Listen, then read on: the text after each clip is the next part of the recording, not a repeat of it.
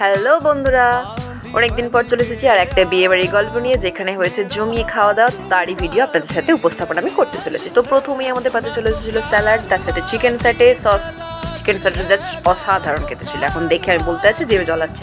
তারপরে চলেছিল বাটার নান, বাটার নানের সাথে মাটনের চর্বির সাথে কিছু একটা দিয়ে যেটা করেছিল সেটা আমি বুঝতে পারছি না বা মনে পড়ছে না, আপনাদের যদি জানা থাকে তো এটা বলুন, এটা কী ধরনের কী হতে পারে। তারপরে আমাদের পাতে চলে এসেছিলো ফ্রাইড রাইস, ফ্রাইড রাইসের সাথে চিলি চিকেন, চিলি চিকেনের সাথে ফ্রাইড রাইসের যে কম্বিনেশানটা সেটা আপনারা খুব ভালো রকমভাবেই জানেন, বাট আমার অতটাও ভালো লাগে না, তাই জন্য আমি এক পিস নিয়েছিলাম।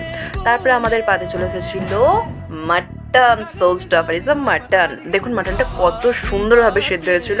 তো তারপরে আমি আবার নিয়েছিলাম নেক্সট টাইম, বাট এটা যে দেখছেন অবশ্যই এটা নাল্লি পিস না, আমিও প্রথমে ঘাবড়ে গিয়েছিলাম। তো আমি বিয়েবাড়িতে গেলে স্যালাড তো আমি চেয়ে খাই। তারপরে আমাদের পাতে চলে এসেছিলো চাটনি, পাঁপড়। তারপরে আমাদের পাতে যে মিষ্টি রয়েছে সেটা হলো রসমালাই আর ছানার পায়েস। আর তারপরে আমাদের সোল স্টাফার আইসক্রিম, সেটা তো পানের স্টল থেকেই নিয়েছি।